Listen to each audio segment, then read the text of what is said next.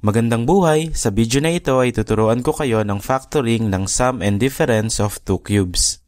Simulan natin dito sa example number 1. So ilagay natin dito sa taas yung pattern na gagamitin natin para makuha yung factors ng dalawang cubes na yan. So kung plus yung operation ng ating given, itong nasa taas yung ating gagamitin. At kung minus naman, itong nasa ilalim yung ating gagamitin. But since plus yung given natin, burahin muna natin itong minus. At itong plus yung susundan natin para kuhanin yung factor nitong dalawang cubes na ito. So first step, kuhanin muna natin yung cube root nitong ating first term. So lagay natin cube root of 27x raised to 3. So ito yun, kukuhanin natin yung cube root. Simulan natin sa number. So ang cube root ng 27 ay 3. Dahil 3 times 3 times 3 is equal to 27. So once again, ang cube root ng 27 ay 3. Now, sa letter naman, kopyahin natin yung x and then i-divide natin. 3 divided by 3 is equal to 1. Kaya ang exponent ni x ay 1.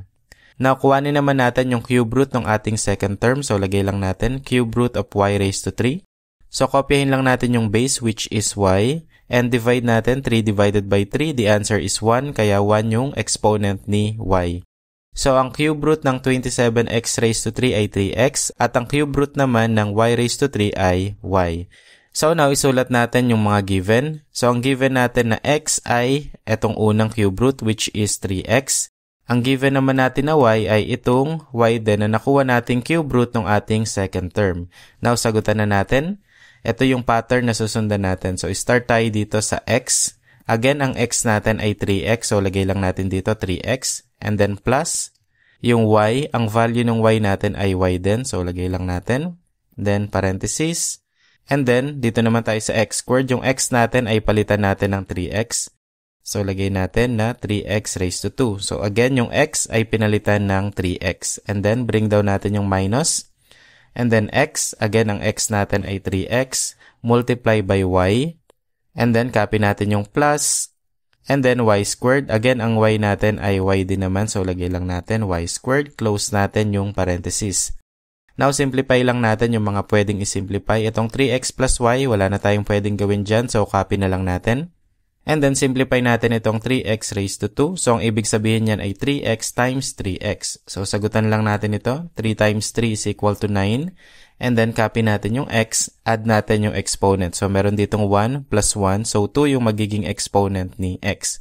So, once again, 3x squared is equal to 9x squared. So, lagay lang natin dito, 9x squared. And then, multiply natin itong negative 3x times y. So, copy lang natin yung negative 3.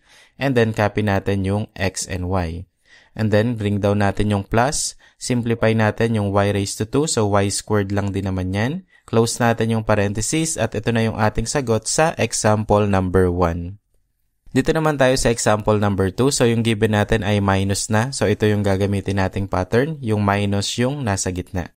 Okay, so first step natin, kuhanin natin yung cube root ng ating first term which is x raised to 3. So, ang cube root ng x raised to 3 ay x. Simply copy yung base and then divide. 3 divided by 3, the answer is 1. Kaya 1 yung exponent ni x. And then, kuhanin natin yung cube root ng ating second term, which is 125. So, ang cube root ng 125 ay 5. Dahil 5 times 5 times 5 is equal to 125.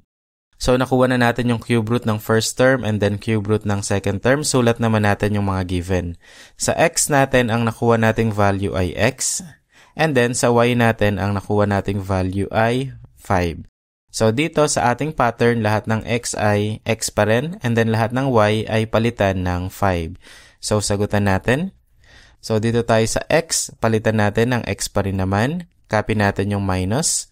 And then, yung y, palitan natin ng 5. And then, dito sa x squared ay x pa rin naman yan. Then, lagyan natin ng squared. Bring down natin yung plus. Yung x ay x pa rin naman. Yung y ay palitan natin ng 5. And then, bring down natin yung plus. And then, yung y squared, palitan natin yung y. Gawin natin 5, magiging 5 squared. Close natin yung parenthesis. And then, simplify natin yung mga pwedeng isimplify. Bring down natin itong x minus 5. And then, x squared ay simply x squared pa rin naman yan. Multiply natin itong x times 5. So, the answer is positive 5x. And then, simplify natin yung 5 squared. So, ang ibig sabihin yan ay 5 times 5. And 5 times 5 is equal to 25. So, lagay lang natin, positive 25. Close natin yung parenthesis at ito na yung ating sagot sa example number 2. Dito naman tayo sa example number 3. So, minus yung nasa gitna. So, yung minus na pattern yung gagamitin natin. Again, first step, kuhanin natin yung cube root ng ating first term which is 8y raised to 3. So, sulat lang natin. Kuhanin natin yung cube root ng 8 which is 2 dahil 2 times 2 times 2 is equal to 8. And then, copy natin yung y. Divide natin yung exponent 3 divided by 3. The answer is 1.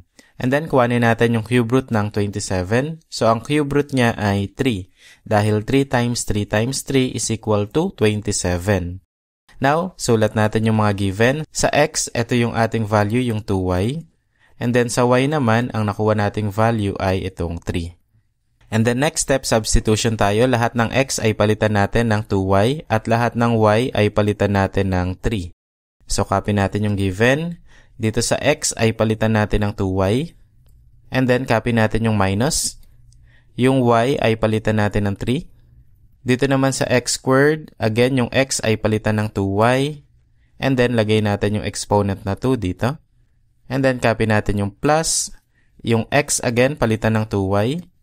Multiply by y, which is 3. So, lagay natin 3. Copy natin yung plus. And then, yung y squared. Again, ang y natin ay 3. So, gawin natin 3 squared. And then, i-close lang natin yung parenthesis. And then, simplify. Itong 2y minus 3, bring down lang natin yan. And then, itong 2y raised to 2 ay simplify lang natin. So, ang ibig sabihin yan ay 2y times 2y. So, multiply lang natin. 2 times 2 is equal to 4. Copy natin yung base na y. And then, add natin yung exponent. 1 plus 1, the answer is 2. So, ang 2y raised to 2 ay magiging 4y squared. So, lagay lang natin 4y squared. And then, multiply lang natin ito. 2 times 3, the answer is positive 6. And then, copy lang natin yung y.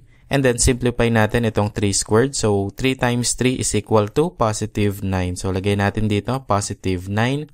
Close natin yung parenthesis. At ito na yung ating sagot sa example number 3. So, yun lang. Sana ay nakatulong sa inyo itong maikling tutorial na ito. So, kung nagustuhan ninyo yung video, pakiclick naman yung like button at mag-subscribe na rin kayo para sa iba pang tutorial na kagaya nito. Yun lang. Maraming salamat.